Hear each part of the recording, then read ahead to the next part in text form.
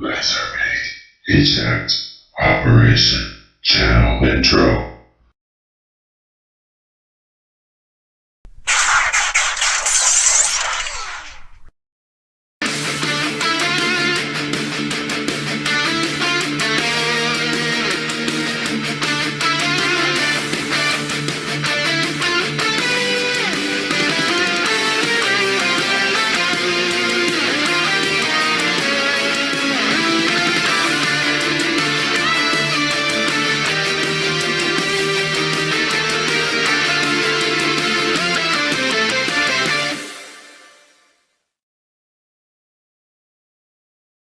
Hello fellow YouTubers, LEGO WC Stop Motioner here. Welcome to viewers new and old. And today I thought it would be fun to do a ranking, a tier list ranking for all the live action Transformers movie characters. It's mostly Bayverse, but there's a few Bumblebee movie characters thrown in here also. Yeah, this is my third time filming this because I lost the old footage. It's a long story. Hopefully I'll be able to do it this time, get it uploaded.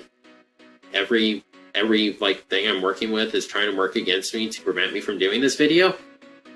So hopefully this time will work. But yeah, I mean, Bayverse characters are obviously a mixed bag. Even the best of them still isn't as good as we get from the likes of Animated, Beast Wars, or Prime, or G1.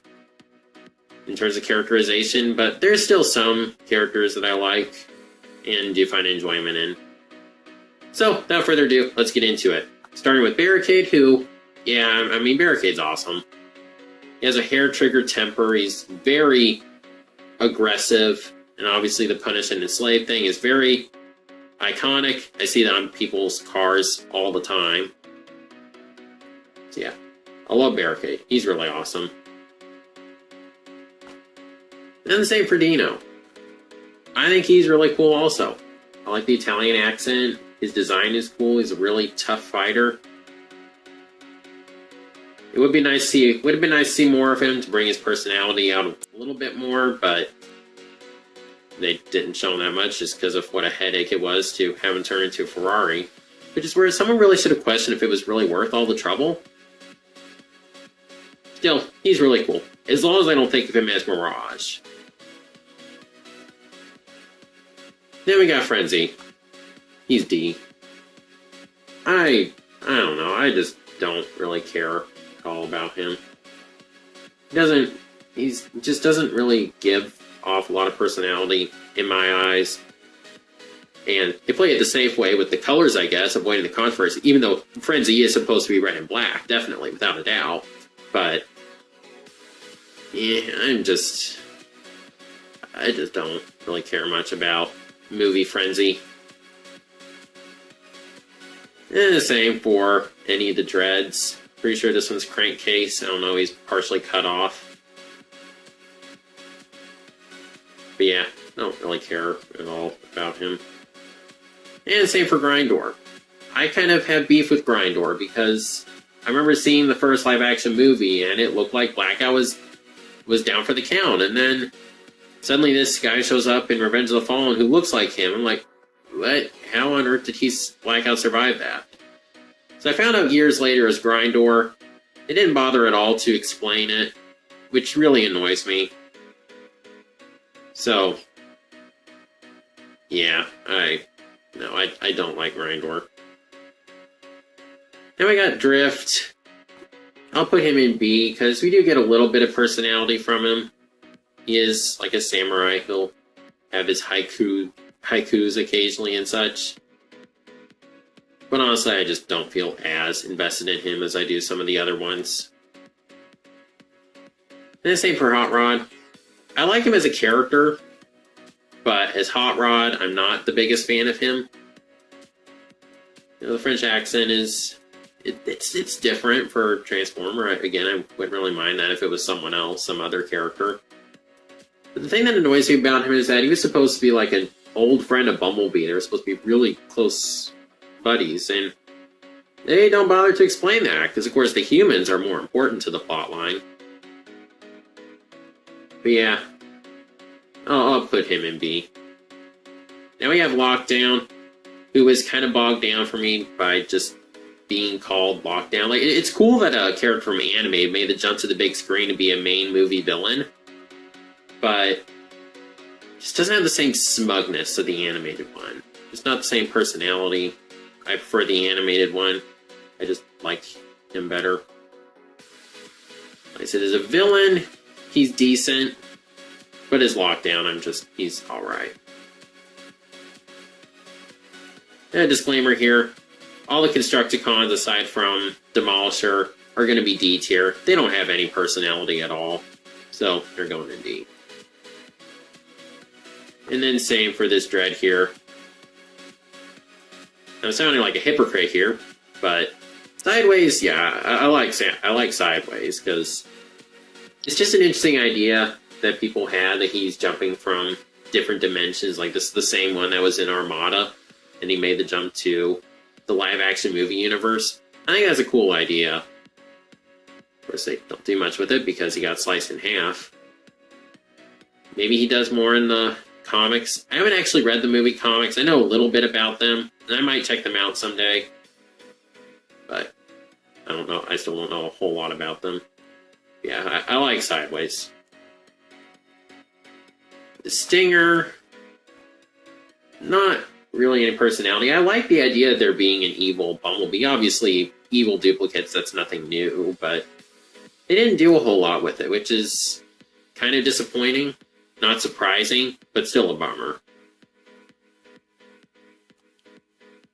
Mohawk, I don't really care much about Mohawk. He's just kind of there, a little annoying. I don't care much about him. Squeaks, he's alright. Again, we don't really see a whole lot of him. They don't do a lot with him. So, yeah, I don't really have a whole lot to say about him. Then we have Shockwave. He's cool, he's a fierce fighter. I think design-wise, he's fine, aside from the teeth, but he doesn't act like Shockwave. He doesn't talk about logic or anything like that. And that's just a thing that should always be there with Shockwave. Hound, I do like Hound. I think he's pretty cool. Probably would have worked a little bit better as Bulkhead. But we did get to see a little bit of his personality. He's a tough old fighter.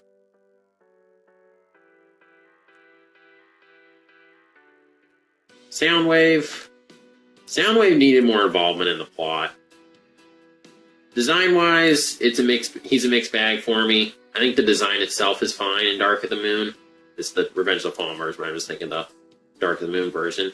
I think the design is fine, but the colors are terrible. He needs dark blue. That just needs to be a thing with Soundwave. Yeah, he needed to be involved in the plot more, and he needed his robotic voice. So kind of disappointing. Okay, more Constructicons. D. Ravage. D. Now, I think this is Nitro Zeus here. He shared a body type with a KSI drone, but I'm pretty sure this picture is supposed to be Nitro Zeus. Oh, excuse me. Yeah, and Nitro Zeus is pretty cool. Again, you don't see a whole lot of him, but I did kind of like seeing his gangster personality. They should have done more with him for sure. Onslaught. Why does he look like Long Haul? Roadbuster. I do like the idea with him. Of course, I just like the Wreckers in general. I like the Scottish accent they gave him. Turning into a NASCAR is pretty cool. Yes, he is the embodiment of product placement, but I don't have a problem with that too much, given that he turns into a NASCAR. Jolt. Now, Jolt, he's obviously the hero of all the movies. He saved the day in Revenge of the Fallen, and we owe him a lot for that. And he deserved more screen time for sure. Again, I get why we hardly saw him in Revenge of the Fallen. He was a last-minute addition. Fine. Why was he not in Dark of the Moon? That doesn't make any sense. Jazz. One of the many reasons I love Jazz so much as a character is because he's probably the most consistent. There hasn't been a version of Jazz yet where I thought, oh, he doesn't look how he should, or he doesn't act how he should. He's always in character, and the design is always pretty close. Like here, he's got the ear things, he's got the visor, he's still the cool one. So yeah, I really like movie Jazz, and it's a real shame, like with a lot of these characters, that we hardly saw him. He was only in the first movie.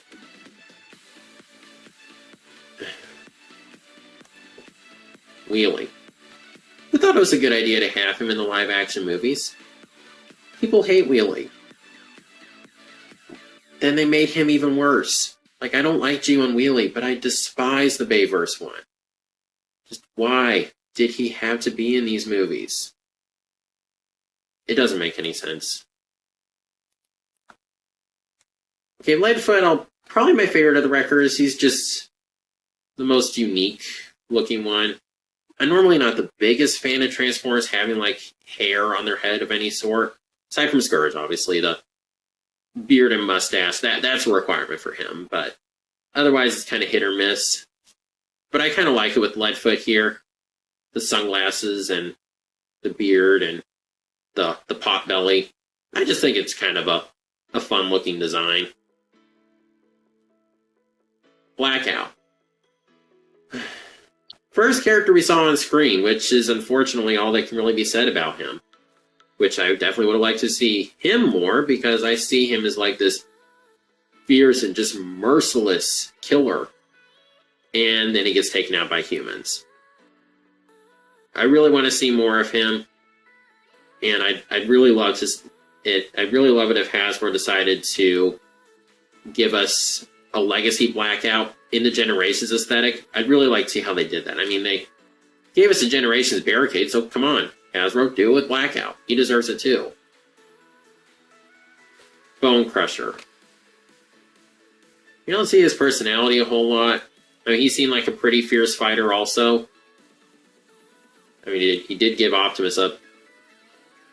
And not too much of a challenge, really. I mean, he kind of caught him off guard at that one part, but then Optimus sliced his head off. I definitely would have liked to have seen him more. He was just barreling through all the vehicles on the road. He was skating there. I thought that was cool. Brains. I'm going to be honest. I don't really care about Brains much at all. I barely remember him. Okay, then we have Slag, and I'm pretty sure Slag is on this list twice. Yeah. I'm going to be lumping all the Dinobots into... well, maybe I'll put Grimlock and B, but Dinobots don't have a whole lot of personality, which is a shame, because in G1, they just had such good personalities. Yeah. We definitely needed more of them, also. Topspin. I do like Topspin. He doesn't talk at all for some reason. He's the only record that didn't. I'm not entirely sure why. Because he's a really cool-looking one, also. I kind of like the mullet. Day Trader. Again, I don't care about Day Trader at all. And that's all I have to say. Cliff Jumper. Really sad about what happened with Cliff Jumper. Because he died. Again, like he always does. It's becoming a trend. And the sad thing, he stayed loyal to the Autobots by not revealing any information, which is good, but then he died knowing that they located where Bumblebee was, so that was kind of sad. I hope they mention him in a future movie. Like, oh, Cliffjumper wasn't able to make it or something like that. That would just be wrong for him to go out like that and just no one remembers him. More Dreads. No personality. Okay, Dropkick. I do like Dropkick. Not as much as Shatter. I mean, you can kind of tell Shatter's supposed to be the brains. Dropkick is just meant to be the fighter. But I like seeing him pop humans. I really like that. And we kind of saw he wasn't quite as into the mission as Shatter was. He didn't seem as enthused, because I'm pretty sure there was a character description that Megatron basically forced him to go. It's a bit of a shame. Died in his introduction, but maybe we'll see him in a future show. Strafe or Swoop. I'm just putting him on top because, of course, I love Swoop. Usually. Demolisher. We did get some dialogue from him, so I can't say he's nothing as a character, but at the same time, all he did really was warn about the Fallen. Galvatron. He was a letdown for sure. I'm more critical here because obviously Galvatron from G1 had a personality. He was completely insane, and I love that. And we don't really see that much here. He's just kind of a shell. They definitely should have done more with him too. Okay, Overload. He's nothing. Q. I'll put him in B, because I did think his death was pretty sad. I didn't really get that invested in him as a character. I don't really have much more problem with him as long as you just don't call him Wheeljack. Because as a different character, I'm fine with it. I mean, in terms of the design, I like the rest of the body, just the head is an abomination. I don't like the head. It's so weird looking. I think the rest of the body is honestly pretty cool looking. Yeah, for Wheeljack, they should have done more with him. If he was going to be Wheeljack, but you know, it's Q. I'm not really that upset. I'm pretty sure this is RC. If not, it's Elita 1.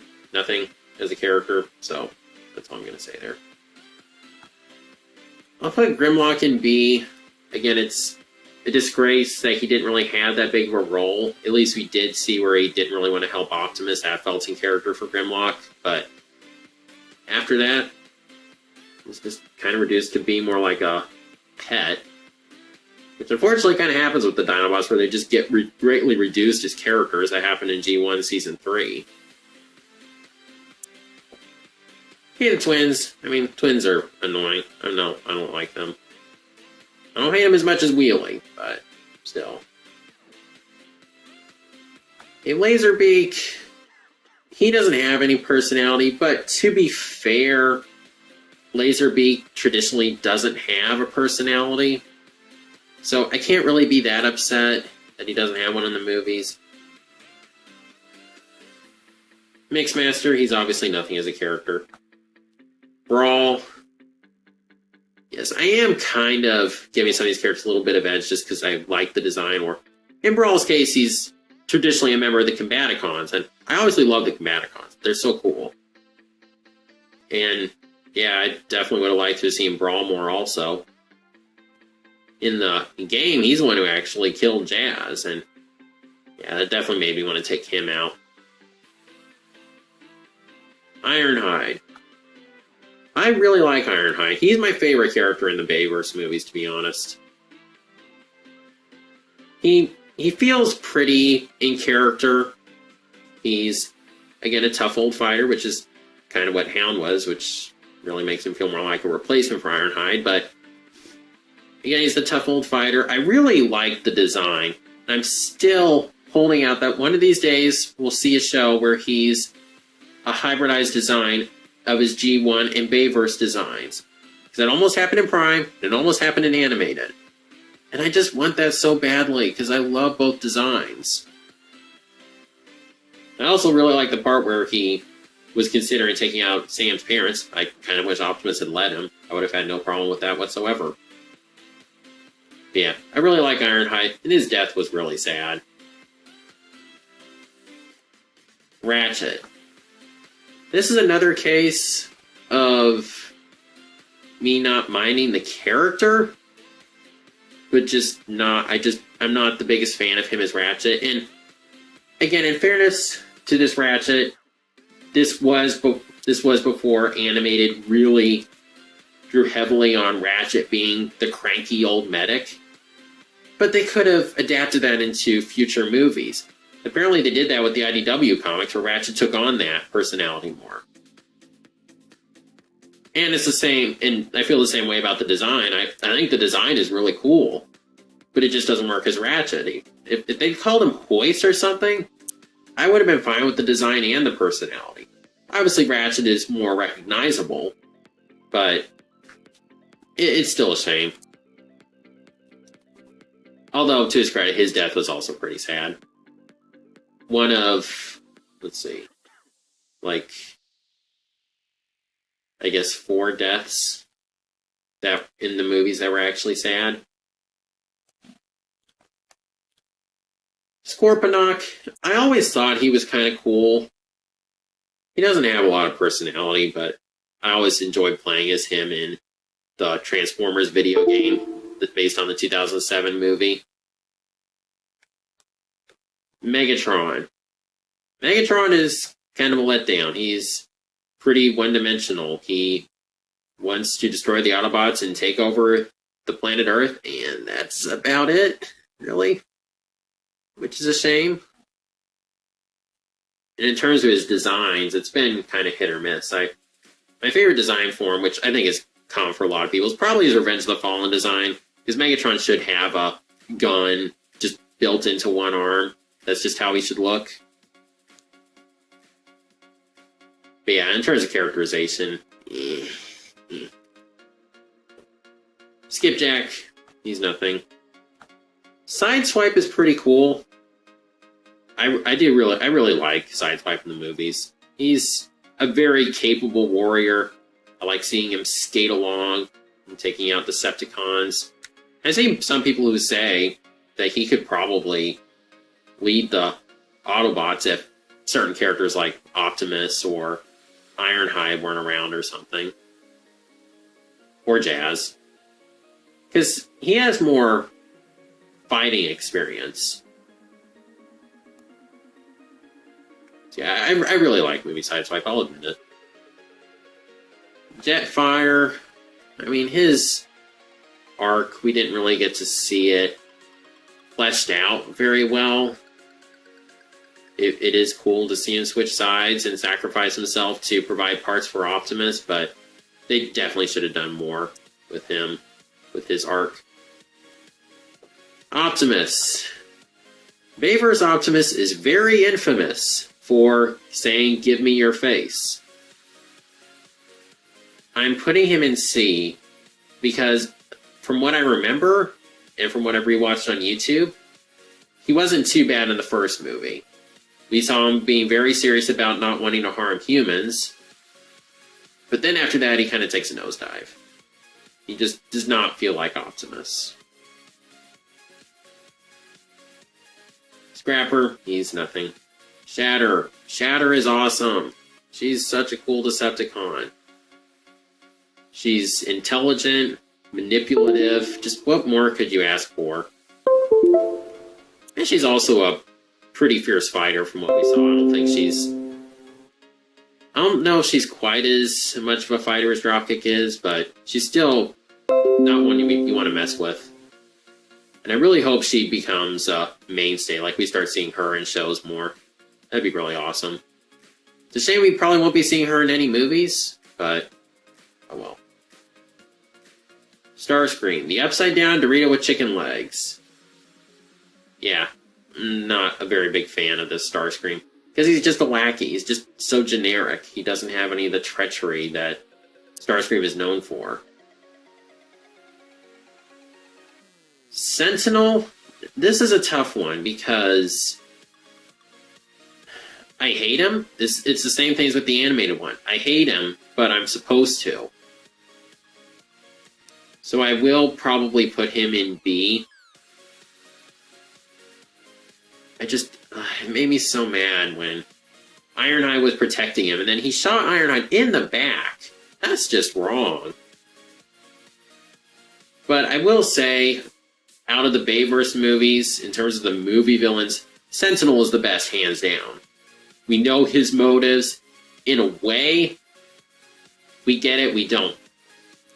We don't justify it, but we understand it. So, yeah, that's how I feel about Sentinel. I definitely was very happy to see Optimus take him out. The thing that's sad about him is that, from the little bit of knowledge I do have from the comics, is that Ironhide did not trust Sentinel at first, and then I guess he did later, and that's what makes it sad when Ironhide was willing to protect him, and then, that whole thing just makes me mad. Crosshairs is kind of a tough one because I think he's kind of annoying, but he does at least we do see his personality showcased more. I just wish he developed more, like we would see him be more motivated to help the Autobots. It's just a shame. I also do really like the design, I'll be honest. I think it's pretty unique. The Fallen fails on all accounts as a villain. He's one-dimensional. He dies quickly. He's just not a good villain, which is a shame. It would be cool to see him get fleshed out more and just do more. Same for Quintessa. No motives, no personality. She doesn't look like a traditional Quintesson. I don't like Quintessa as a villain. Cogman. I don't really care much about Cogman because he was essentially just comic relief. I do like the C-3PO reference with him. I do like that. And that's about all I can say about him, to be honest. Bumblebee. Bumblebee used to be my favorite character in the live-action movies. He's not really anymore. I still like him in the movies, but he just doesn't give off as much personality as some other versions of Bumblebee do.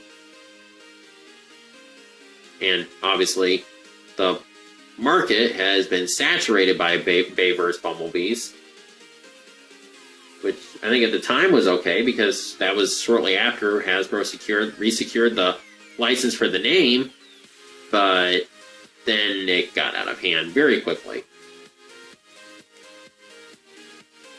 Now, in terms of him being mute, I don't really know where I stand on that. I'm kind of like both. I kind of like the mute one, and I kind of like the talking one. I prefer how Prime did it, where they were able to make up their minds on it, that he couldn't talk, and that he was able to talk again at the end of the series. But yeah, Bayverse Bumblebee, I like him, but not quite as much as I used to. Scorn, not a character, which is a shame. I kind of like the idea of them having a Spinosaurus, because at the time of G1, I guess people didn't know about the Spinosaurus yet. So it was a cool idea for them to introduce a new character based on that dinosaur. Alright, we got another Slag. I'm not even going to bother with him. We got Hatchet, and he's nothing. So that's how I feel about the Bayverse characters. I do... Okay, live-action movie characters, again, because Shatter, Dropkick, and Cliffjumper are from the Bumblebee movie. But yeah, I do like the Bayverse characters, sorta. None of them really go through any compelling arcs or anything. But I do feel some of them are at least likable enough, and I do enjoy seeing them in action.